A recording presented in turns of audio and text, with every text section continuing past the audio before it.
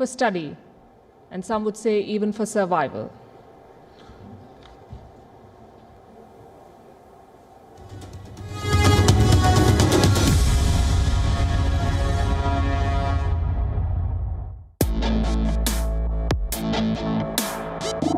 We now live online.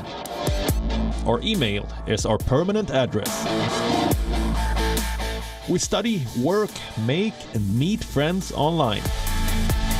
We like, love, hate, cook, and celebrate online. We are lost when not online. This was meant to be our imminent future. It is now a fast-forwarded reality. The pandemic left us with no choice. Welcome to the digital world.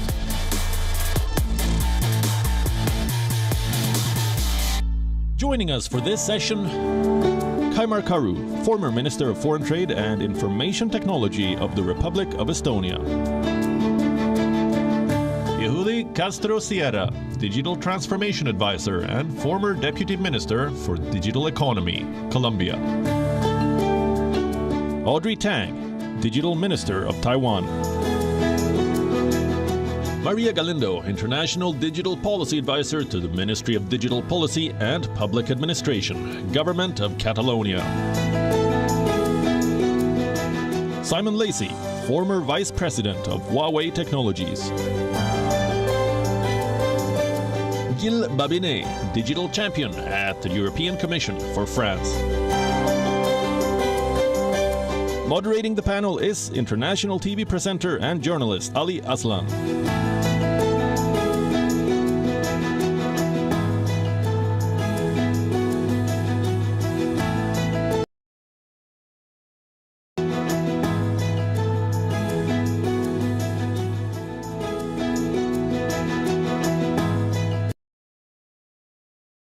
To the fourth and final session of the day of the WION Global Summit in Dubai. We talked about the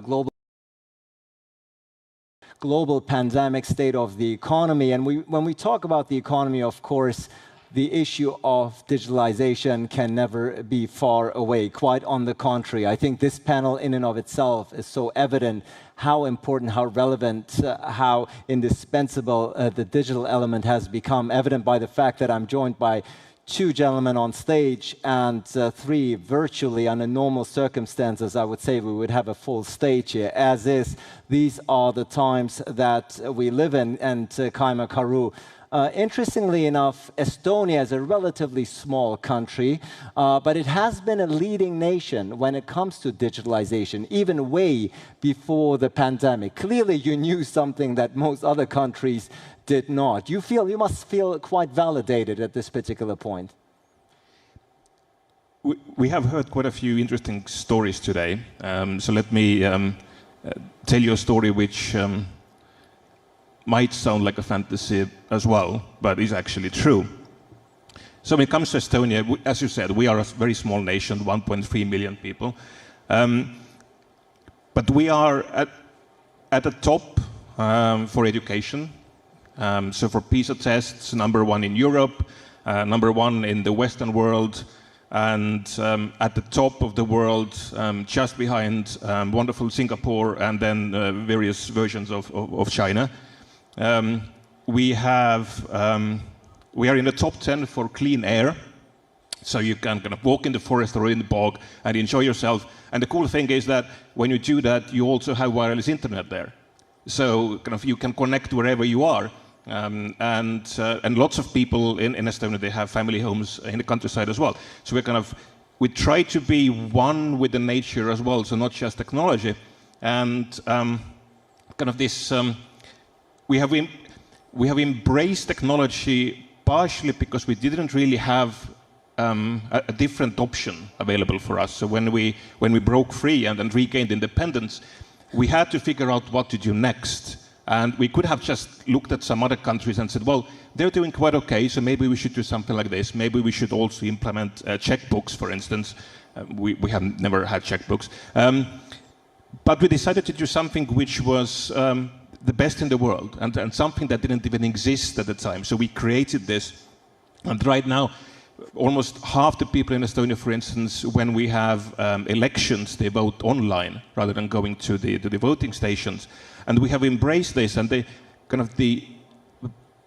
partially or to a large extent, the success behind this is visibility and openness. So the government is not disconnected from its citizens. The leaders are not disconnected from the citizens. There's a lot of trust and there's a lot of transparency. So with all the electronic systems or the digital systems that we have, it's all transparent. The data is shared between different government offices. We try to not ask the same information again and again and again because it already exists somewhere. And we are, because of various recent historical issues we have had with some of the leading nations in the world, we have paid a lot of attention to cybersecurity as well. And so we pay a lot of attention to that, but also to the security of data. And from the citizens' point of view, why we use this system so willingly and why we want to have more and more and more is whenever someone accesses your data, some government official accesses your data, we can see that it happened. So there's complete transparency, and if it's something that feels weird, and we have had a few occasions of that, then you can ask, why did that person access my data? And in those few occasions, when it hasn't been really warranted, action has been taken. So judging by your words, it's quite clear Estonia has placed its bet on a digital future early on, and by all accounts is reaping the benefits at this particular time. Yehudi Castro, you are of course the digital transformation advisor to the Colombian president. What's the situation like in your country throughout this pandemic? Digital is now the way to go. Has the Colombian society, has the Colombian leadership understood this? Sure. It has been a trend for a long time ago, but it has been accelerated by the pandemic. It's a decision that we as a country took even before. Now is not even an option. We have seen trends, for instance, digital commerce has grown more than 100% last year. And of course, we were prepared regarding connectivity, because without connectivity, nothing of this is possible. Also, an example is telemedicine. This has been very helpful in this difficult year. So it has been very helpful that we have been preparing for this digital future. And it was the only option, actually, as we saw this year. It's very interesting, Maria. You're joining us virtually now. I'm sitting in Dubai. You're in Catalonia. Now it seems like nothing. A year ago, this would have probably seemed odd to both of us and the audience. Now we're after 12 months of non-stop Zooming. This is quite a natural state. It seems a lot has changed in the past 12 months, hasn't it? E-working, e-education. These have all become not just part of our lingo, but also a very integral and necessary part of our lives. Absolutely. Well, thank you so much for having us and for having this hybrid event and the opportunity to be connected online. It's actually how it's going to be from now on. I mean, digitalization, I think that with this pandemic, what we can say is that digitalization was mostly present in our societies, in our economies, but now it's going to be like the way to move forward in every corner of the world. So countries and society really need to make this effort to really move forward with digitalization.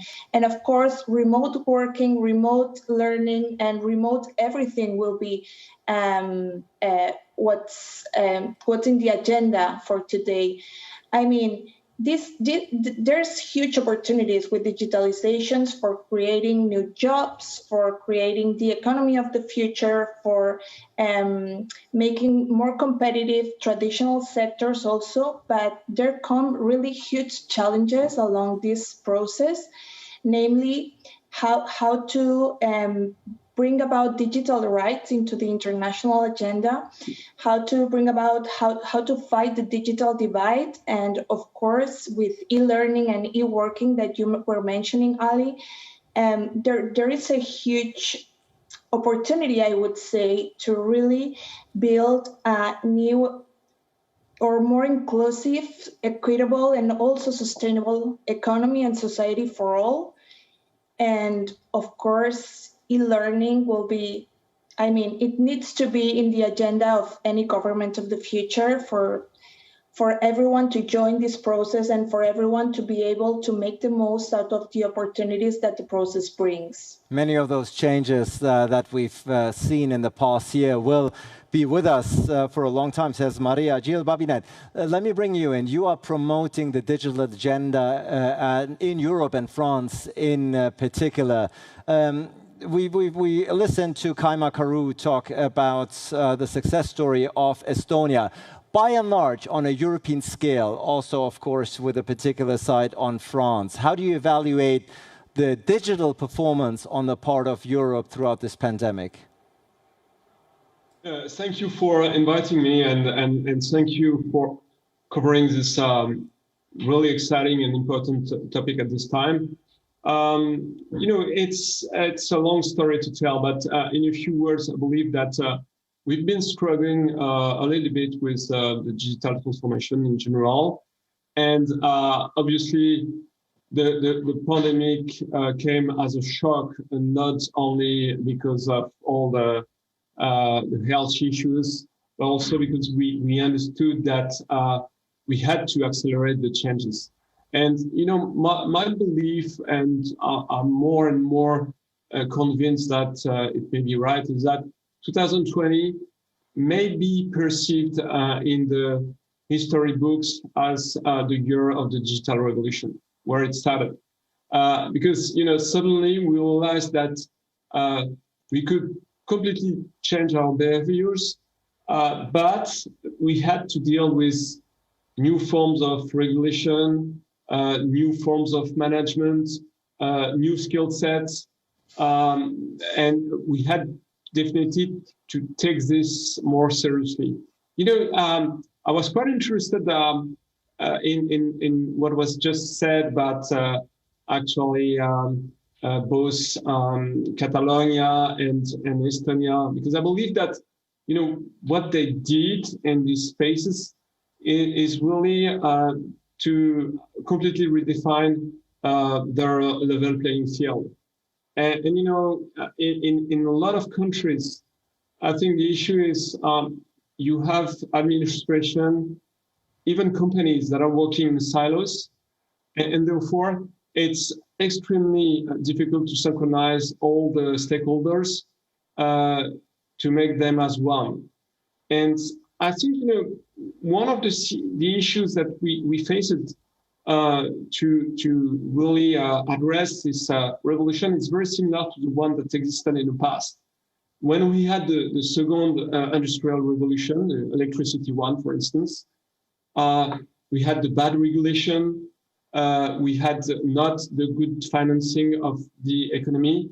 We don't have the people who had the skill set to deal with it, you know. So we had to invent completely new forms of things. And let's say that the mandatory school, public mandatory school, came out of the need to have people better trained in general. And we are facing similar trends, meaning we need to really take a massive lot of people and to retrain these people. We need to completely change the regulation so that we can, for instance, work remotely. You know, the labor regulation is probably not the best in most of the European country to deal with this. Right. And you know, to make it short, I believe it came as a sudden shock for a politician and regulator that, you know, it's not incremental, it's a breakthrough, and it has to be done ASAP to get into this new era. So clearly the tech revolution was already on and in our dictionary and vocabulary for a long time. It certainly has taken on another importance and relevance ever since the pandemic hit us. Simon Lacey, as a former vice president of and at Huawei Technologies, you know a thing or two about the digital revolution and the emphasis on digital and and mobile. What lessons have you learned throughout the past 12 months that perhaps you weren't aware of to such an extent before? What sticks out for you? Right. I mean, thanks also for the invitation to speak today. Would have preferred to come to Dubai to do it, but that wasn't possible. But look, I think the last 12 months and the COVID-19 pandemic has just reinforced a number of trends that were already underway. And I think Gilles sort of referred to this in talking about the Industrial Revolution 2.0, and so we were already in the process of increasingly working remotely and adopting digital solutions. But there was already, there was some reluctance to really embrace that. I mean, when I worked at Huawei, we had to clock in at 8 o'clock every morning and clock out at 5:30 or 6. And that's just something that of course, most countries sort of moved away from during the pandemic, just due to social distancing. And so I think the interesting thing that you'll see going forward is we've seen over the last 20 years as governments have tried to adapt to the new reality, and Estonia is a good example here with things like digital identity. We've tried to adapt to this new reality with things like e-signatures, recognizing e-contracts, that sort of thing. I think what we'll see going forward, and this is something that Gilles alluded to, is that we're going to have to sort of reinvent the workplace, or labor regulation needs to sort of catch up with this new reality that, there's an equivalence to actually working at home to working at the office. And so I think we'll have to see labor regulation change a little bit to update it with the new reality of remote working. But I think most people just really, a lot of people just really want to get back to the office as soon as they can, just because your productivity does tend. I've seen this, and there's been evidence of the productivity decline. When you're at home and when the kids are at home and everyone's stuck at home, there is a loss in productivity. And yes, we can be a little bit more productive in some cases if we're working from home, but in general, I think people do want to be able to get back to the office, but people want to have the choice of when they work at the office and when they work at home. And so I think that's what we'll see going forward, is more choice. Yeah, remote working, I think that's for certain has become an integral part, Kaima Karu, of our lives. No one is spared by or from it. Some people enjoy it. Some, as Simon just pointed out, are eager to get back to the office. For those who are eager to get back to the office, to a physical space, to a physical office, do you think they are hoping in vain? Do you think that remote working will actually be the way to go from now on, even once this pandemic has been gotten under control? Well, there are certainly lots of jobs in the world which you can't really do remotely, like working in a mine or in a shop. You can't do this from home. You mentioned the digital revolution, right? And I believe that the digital revolution is not about technology, it's about people. So when we talk about things like the digital transformation, for instance, which is kind of the power behind the revolution, I think we're missing the point there. Because if it is about people and their behaviors, their habits, their desires, most people don't want to be transformed. And most countries in the world would object to anything that seems like a transformation of people. So we have to figure out what works best in our context, in our environment, in our society. And the moment we start focusing too much on technology and ignoring the fact that we're dealing with humans, individuals, we're going in the wrong direction. When we are creating solutions which are not really fit for use for people, they might be convenient. Taking over a technology that already exists somewhere, maybe it's sold very cheaply or given away for free for certain reasons.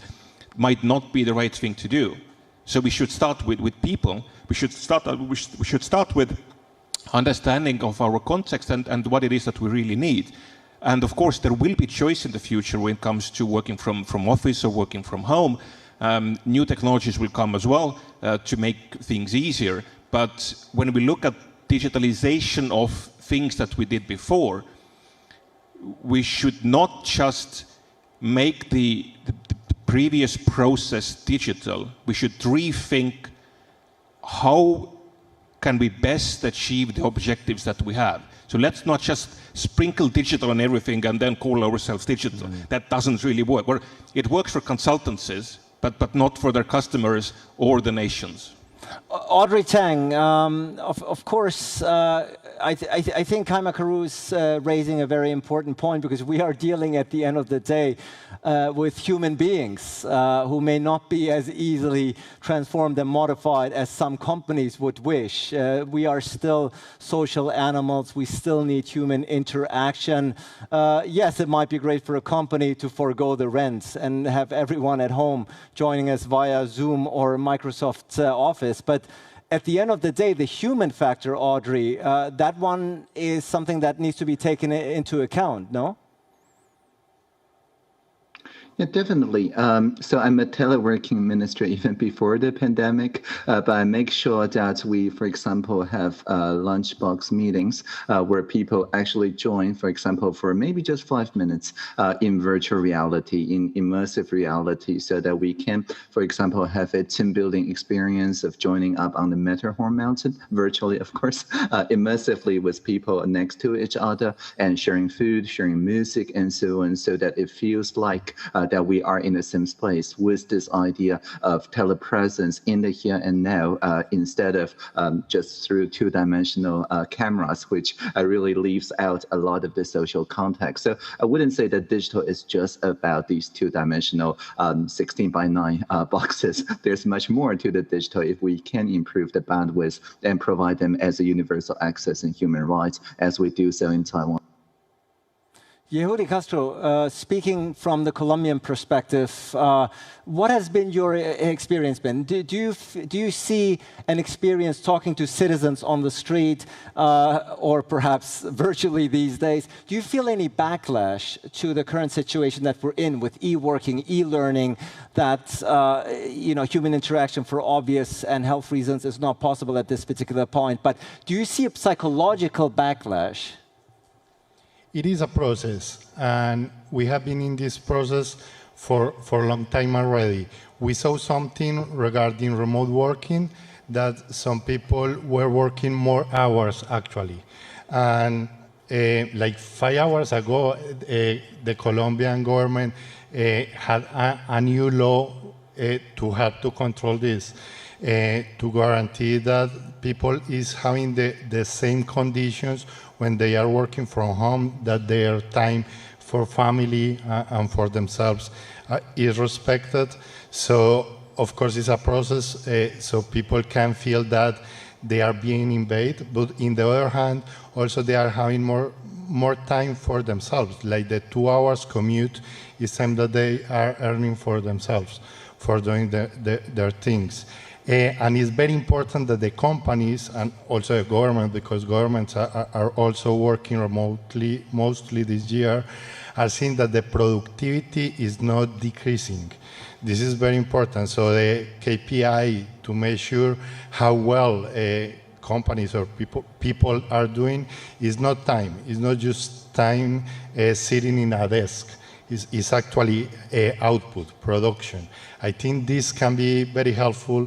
Again, there are things to improve because this is an incremental process, but we are definitely getting there. And people understand the benefit, know that without technology, their livelihood will be impossible during a pandemic. So they are more grateful than against it, I would say. This session is, of course, titled Digital Revolution, The World Goes Online. Maria Galindo, the world was already online before the coronavirus. Now we're on it 24/7 for a very essential reason. It used to be pleasure. Now it has become part of our livelihood, whether it's work or making sure that our kids get a good education. Let's speak about the human factor here again just for 1 second. What has your experience been? Because clearly this is a path that we're on that seems to be, at least in large part, irreversible, even if and when we can go back to what seems to be a normal world.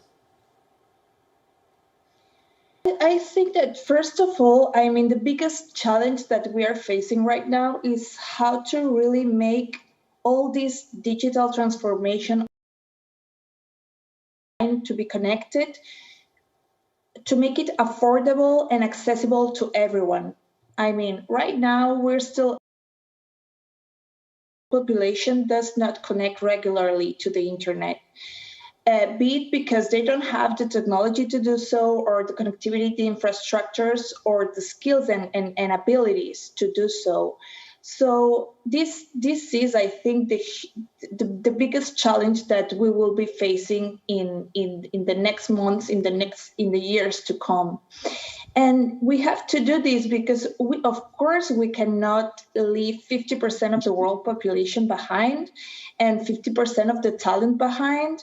So I mean, from the government of Catalonia, we knew we had a responsibility from the beginning of the pandemic we had a double objective. One, to really guarantee connectivity to everyone, to all the households in Catalonia, and to make it available for children also. I mean, Simone was telling before how challenging it can be to work from home, but I think that how we've been working from home right now with kids doing their online courses, and it's not remote work as it should be.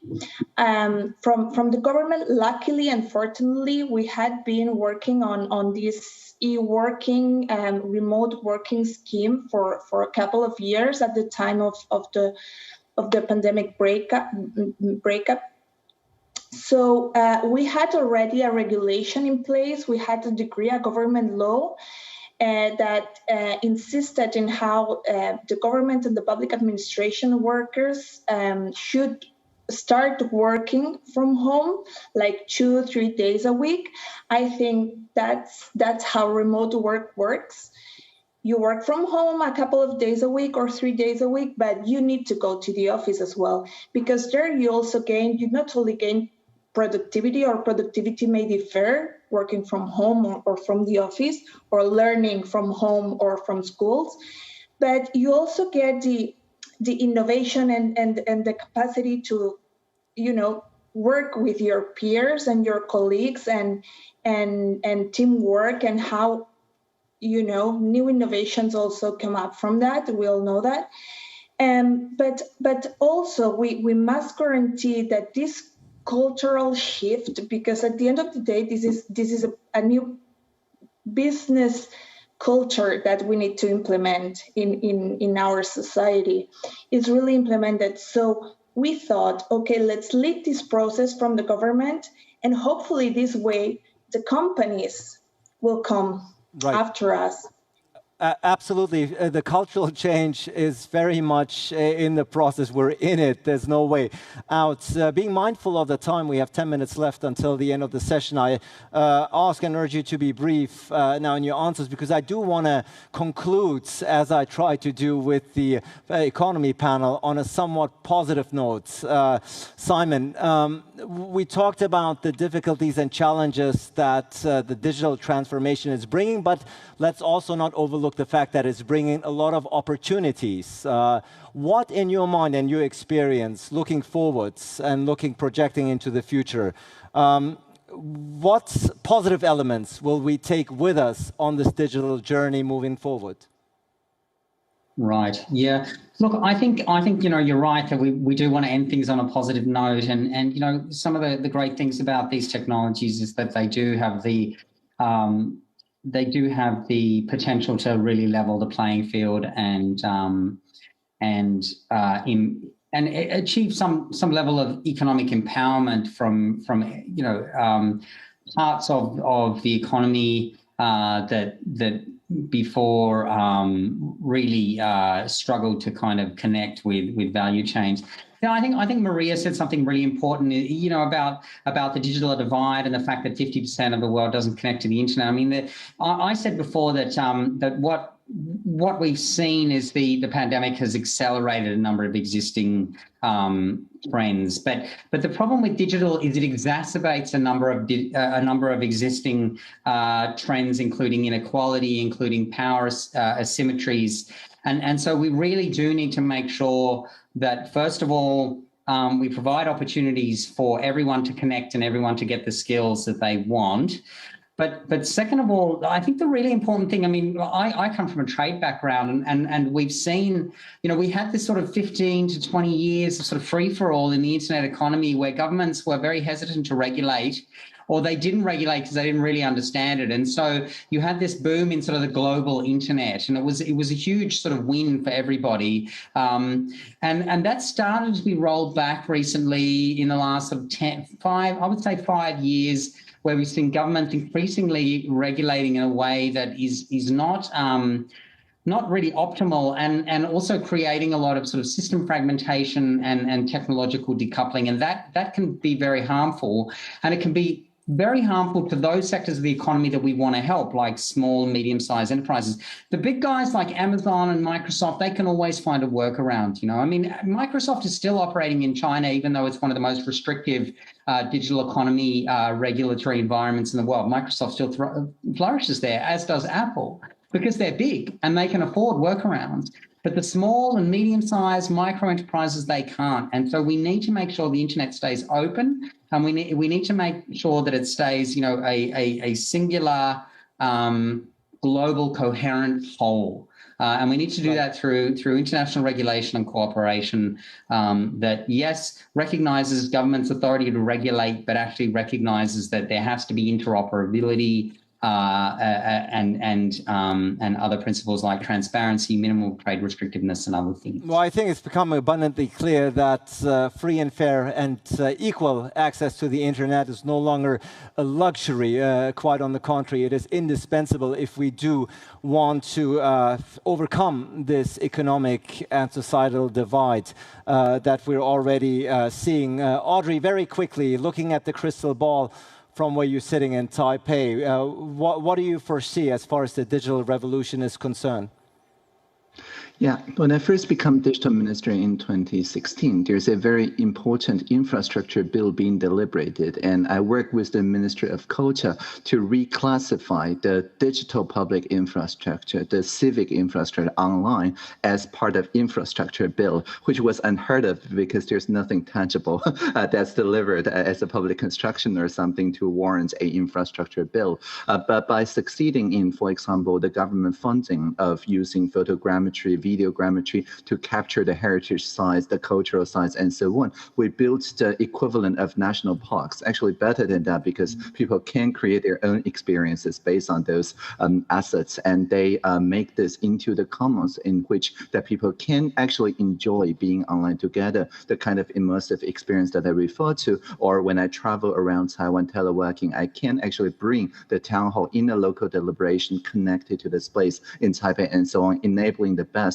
of rural social innovations, but also get the attention of people in the central municipalities. And so I think this idea of connected spaces and digital public infrastructure is going to get a lot of attention. I totally resonate with what Simon said about the kind of regulatory infrastructure that need to be in place so that people have more choices in making the educational and civic connections online, also internationally, without having to resort entirely to the private sector, more anti-social sides of social media that are fueled by surveillance capitalism and so on. There's a place for that, but in order to make civic life work internationally, we also need investment to the digital public infrastructures. Right, right. In the final 5 minutes, I want to address the two gentlemen here who are physically with us on stage in Dubai. Again, Yodi Castro and then wrapping up with a final note by Kaima Karu, Yeru Kastru. This is a hopeful time. This is a difficult time. Many lessons learned, many lessons still to be learned, that's for certain. When we look at the digital transformation, one that you're, of course, intricately involved on a professional level, looking forward, are you by and large optimistic that despite the human toll and so the impact that it might have on humanity as a whole, are you still hopeful that we will contain and remain the human essentials as far as we as individuals are concerned, rather than being just a mass, if you will, a huge mass that is just on this internet highway? I'm totally optimistic. This is a tragedy, of course, what happened the last year, but regarding technology, it demonstrated that it's a tool to help better life to the citizens. And we have seen that as machines get better doing their job, the humans can become better at being humans. They can have more time for art, for themselves. It's not necessary to work like 60 hours a day. The government also had many lessons. For instance, they really saw it by themselves, how they can, thanks to technology, give better services to the citizens. For instance, we are digitalizing all the services to the citizens, so they don't need ever to give twice the same information to a government that they did before. And they keep being the owners of this information. They have the last saying about the permission of who sees what. So I think that overall technology has been very positive to improve the citizens' lives, and especially during this year. So I'm hopeful, definitely. Kaima Karo, before I come to you, let me just give Jill a final opportunity briefly to address the audience as well. Jill, if you outweigh the benefits versus perhaps the toll that digitalization has taken on us human beings, by and large, which side do you come on? Still on the upside?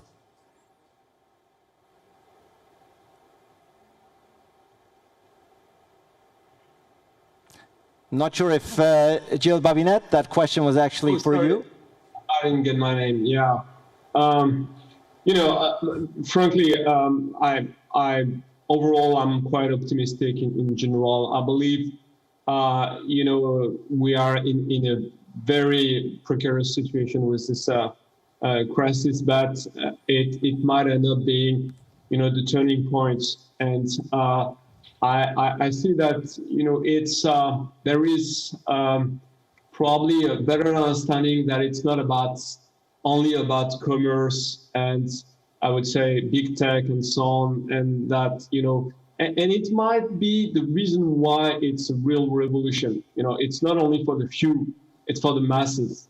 And I think, you know, the big challenge over the next, I would say, years of decades to come is definitely to make it more appropriate for developing countries, for low classes. And I'm not sure that we've been very good at it so far.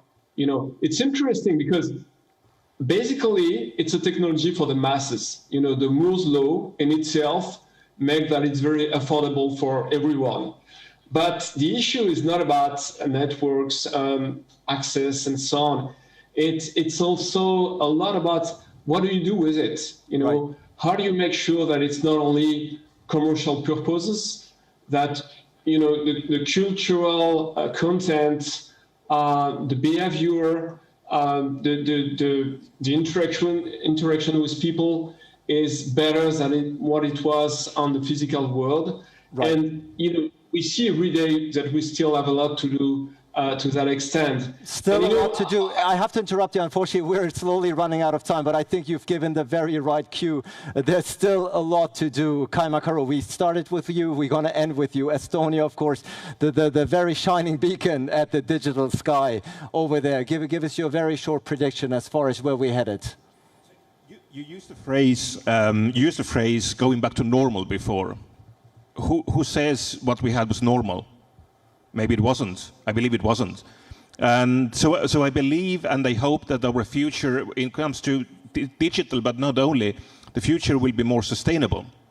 And I don't only mean in terms of the nature or the climate, because after all, the planet will be fine. Humanity, maybe not so much, but the planet will be fine. So if we want to survive on this planet, we need to become more sustainable in our practices. And there are no recipes. There are no recipes how to do this, so we need to collaborate to figure out what works best. And I think the pandemic has shown us that we should stop looking at the pieces of the puzzle to make it all work, because nobody has the box for the puzzle. It doesn't exist. So we need to invent and reinvent and be innovative in this. And unless we make it in a sustainable manner, we won't make it. So sustainability, collaboration, and treating complex systems as complex rather than like puzzles. Technology and digital progress means nothing without sustainability. Audrey Tang, Mario Galindo, Simon Lacey, Giles Babinet, and of course, physically on stage, Kaima Karou and Yohidi Castro. Thank you so much for a very insightful educational session on the digital revolution as the world not just has gone online, but probably will stay online for quite some time. This wraps up the session. This is